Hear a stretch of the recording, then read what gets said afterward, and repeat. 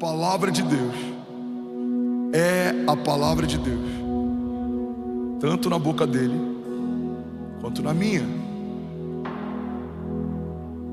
Pega isso aqui, irmão. Por que somos carregados de autoridade quando somos carregados de palavra? Porque a palavra de Deus continua sendo palavra de Deus, tanto na boca dele quanto na minha. Paulo diz: se um anjo descer do céu e apresentar para vocês um novo evangelho, considerem maldição, anátema. Nada vai ser acrescentado, nada pode ser removido, não pode ser atualizado. A palavra de Deus é perfeita, porque ela não contém Deus, ela é Deus. A palavra de Deus é o próprio Deus. Ela é suficiente, ela é poderosa. Ela liberta cativos, ela quebra cadeias, ela cura enfermos, ela libera destinos, ela ativa promessas, ela libera milagres, ela renova o cansado, ela levanta o abatido, ela livra as famílias que fazem parte do povo de Deus, ela sustenta as promessas que saíram da boca do próprio Deus, ela nos dá direções, ela nos lembra da história, ela nos diz o que não fazer e ela nos mostra para onde estamos indo e o que Deus espera de nós. Ela é a nossa base de segurança, ela é onde devemos ancorar a nossa alma, ela é a base onde devemos sustentar aquilo que cremos. Se aquilo que cremos não corrobora com aquilo que Deus está falando, estamos crendo errado, precisamos nos arrepender.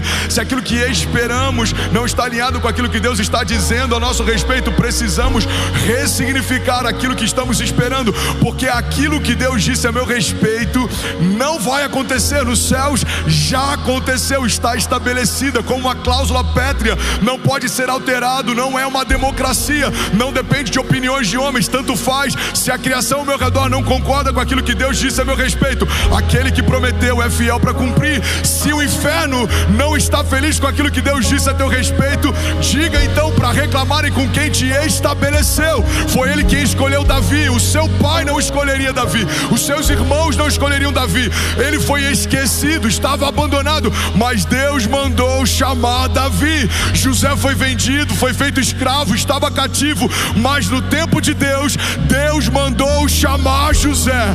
Paulo era um perseguidor de igreja, matava cristãos, ele era alguém que estava fazendo algo ruim e tinha mãos sujas de sangue, mas Deus mandou chamar Saulo. Irmão, talvez você em algum momento era a pessoa mais improvável para viver promessas de Deus, carregar sonhos de Deus, mas a despeito do teu passado, Deus mandou chamar você.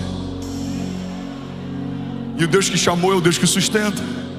E o Deus que sustenta é o Deus que faz acontecer aquilo que Ele prometeu que aconteceria. Levante suas mãos em nome de Jesus, declare com autoridade. Diga: o Deus que me chamou me sustenta. Vamos, diga com autoridade, feche teus olhos, diga: o Deus que prometeu é fiel para cumprir. Ele não é homem para que minta, nem filho do homem para que se arrependa. Diga: e a palavra que Deus me deu, diga, é o que vai sustentar a minha alma no dia mau. Diga: mesmo que eu ande pelo vale da sombra da morte, mal nenhum eu temerei, porque tu, Senhor, estás comigo, a tua vara e o teu cajado me consolam. Vamos, declarar com autoridade, diga: eu sei que o Senhor prepara uma mesa para mim na presença dos meus inimigos, e Ele me honra ungindo a minha cabeça com óleo, e o meu cálice faz transbordar. Diga: eu verei a bondade de Deus todos os dias da minha vida. Eu verei a fidelidade de Deus na minha geração e nos filhos dos meus filhos. Diga: a cada nova estação, novos milagres, novas promessas, novas vestes, novos níveis de autoridade, novas patentes espirituais. Vamos, alguém comigo, diga: a cada novo deserto, novos aprendizados, raízes mais profundas em Deus. Diga: eu não vou olhar para a esquerda nem para a direita, eu elevo os meus olhos aos montes e eu sei de onde vem o meu socorro. Vamos, igreja, diga: o meu socorro vem do Senhor que fez os céus e a terra. Você pode dar um brado de liberdade no seu lugar? Vamos, será que alguém pode fazer barulho? Aleluia! Aleluia! Fala comigo: a palavra de Deus é a palavra de Deus, tanto na boca dele quanto na minha. Isso não é arrogância, isso é zelo. Precisamos ter cuidado com aquilo que falamos a partir daquilo que ouvimos, porque a palavra de Deus é a palavra de Deus, tanto na boca dele quanto na minha. Ezequiel 37:4 diz assim: Filho do homem, esses ossos poderão tornar a viver? Eu respondi: ó soberano Senhor, só tu o sabes. Então ele me disse, fala comigo, então ele me disse: profetize a esses ossos e diga-lhes, ossos secos, ouçam a palavra do Senhor. Assim diz o soberano. Irmão, o versículo 4 fala só a respeito do que ouvimos e do que falamos. O profeta ouve de Deus, fala o que ouviu. Diga, filho do homem, diga a esses ossos secos. E aí o profeta se vira para um vale de ossos secos e diz: vale de ossos secos, ouçam o que diz a voz do Senhor. Por que muitas mulheres não ganham seus maridos através do testemunho? Porque ao invés de dizerem o que Deus diz a respeito deles, querem dizer o que elas sentem sobre eles. Por que muitas vezes a gente fere pessoas? Como líder, várias vezes eu preciso lidar com esse desafio, porque muitas vezes ao invés de liberarmos o destino a partir daquilo que Deus diz sobre eles, falamos aquilo que sentimos sobre eles. Por que muitas vezes a gente amaldiçoa aquilo que Deus nos confiou sem perceber? Reclamamos da empresa que um dia oramos para ter, reclamamos de filhos que um dia oramos para gerar, reclamamos de casamentos que um dia oramos para vivenciar. Por quê? Porque quando a gente para de falar o que Deus fala, a gente começa a falar o que a gente sente. E é isso que tem roubado de muita gente o sobrenatural de Deus. Porque sentimento passa, mas as palavras de Deus não passarão, diz o Senhor. Falamos aquilo que não queríamos viver. Irmão, guarda isso aqui em nome de Jesus. A dinâmica que Deus estabeleceu a partir do poder da palavra da fé não é para falarmos o que não queremos viver, é para falarmos o que queremos viver. A Bíblia não diz que no princípio criou Deus os céus e a terra era sem forma e vazia, havia escuridão.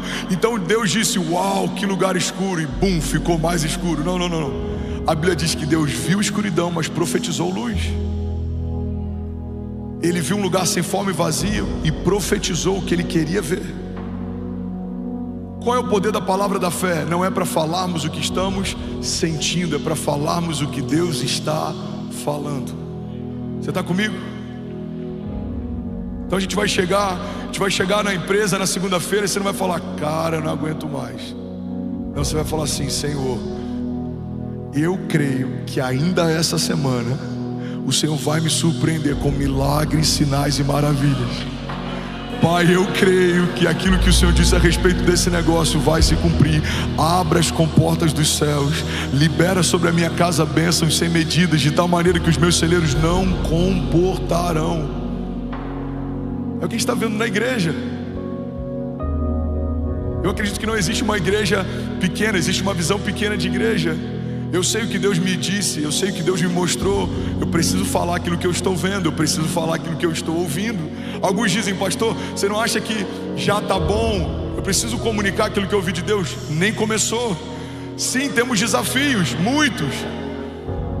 A gente precisa melhorar no discipulado, a gente precisa melhorar no kids, a gente precisa melhorar na logística, a gente precisa melhorar no parque, a gente precisa... Irmão, mas tudo isso faz parte daquilo que Deus está fazendo. Porque se Deus está mostrando isso para você, é porque Ele espera que você faça parte da solução daquilo que está vendo. Deus está chamando a gente para construir a igreja que a gente sonha. Mas eu vi essa igreja, eu estive lá, eu preguei nesse púlpito. Eu sei como ela é gloriosa, ela é saudável, ela é cheia de homens e mulheres de Deus apaixonados pela palavra de Deus. Ela é cheia de caçadores de Deus, aqueles que são famintos por avivamento. Ela tem homens de Deus que são empresários grandes na nação e que entenderam que a maior riqueza é patrocinar um projeto de Deus do que acertar num novo negócio. Irmão, ela é cheia de intercessores, que alguns são anônimos, desconhecidos, mas não fazem porque são vistos, fazem porque sabem que foram chamados para fazer. Essa igreja ela é gloriosa, ela tem uma geração de crianças que carregam uma carga profética, ela tem uma geração de jovens e adolescentes cheias da vida de Deus. Ela flui nos louvores, ela ama a palavra, ela flui nos dons, ela crê em milagres, ela não se contenta com aquilo que viveu na estação passada, ela sabe, o Deus que fez no passado vai fazer de novo. Ela sabe que existe mais e ela quer mais. Eu já estive lá, eu já preguei lá, eu congreguei lá, irmão. O lugar que Deus está nos chamando é maior e mais glorioso e mais poderoso e mais incrível e mais saudável, mais denso e mais vivo do que tudo que já vivemos, pedimos, pensamos. Então eu não posso falar da igreja de hoje a partir do que eu sinto, eu preciso falar da igreja de hoje a partir do que eu ouvi. Você está comigo? Precisamos profetizar o futuro, precisamos trazer à existência as coisas que não são como se já fossem, precisamos tratar as coisas que não são como se já fossem. É a prova das coisas que não se veem, uma firme convicção. Eu lembro quando questionaram a importância da homologação de um L ponto, e eu falei, a gente vai precisar ter mais de um, já chegamos nesse lugar. E nem começou. Eu lembro quando a gente pegou um prédio do Kids e a gente falou, cara, tem que ser o prédio inteiro pro Kids. Pastor, não precisa de tanto, um andar inteiro não dá mais vazão. Já começou, vamos, alguém comigo aqui? E eu quero que você pegue isso para a sua vida prática, para a tua família, para o teu casamento, para a tua história, para a tua jornada. Para de falar o que você sente, fale aquilo que Deus está falando. Os nossos sentimentos são momentâneos. Se fôssemos ouvir Daniel no dia mau, talvez ele diria algo diferente do que ele disse no dia do livramento, da restauração. Se fôssemos ouvir alguns dos heróis da fé no dia do deserto, talvez o que eles diriam é diferente do que eles disseram no dia seguinte. Irmão, a palavra de Deus diz, o nosso choro pode durar uma noite, mas certamente a alegria vem pela manhã. Você concorda que as nossas falas no dia do nosso choro são diferentes da nossa fala no dia do nosso milagre? Então fale como alguém que vive milagre, mesmo enquanto o milagre ainda não está acontecendo. Caminhe como tal, se porte como tal. A Bíblia diz, Filho do homem, esses ossos poderão tornar a viver? E eu respondi, ó soberano Senhor, só tu o sabes. Então ele me disse, profetize a esses ossos e diga-lhes, ossos secos, ouçam a palavra do Senhor.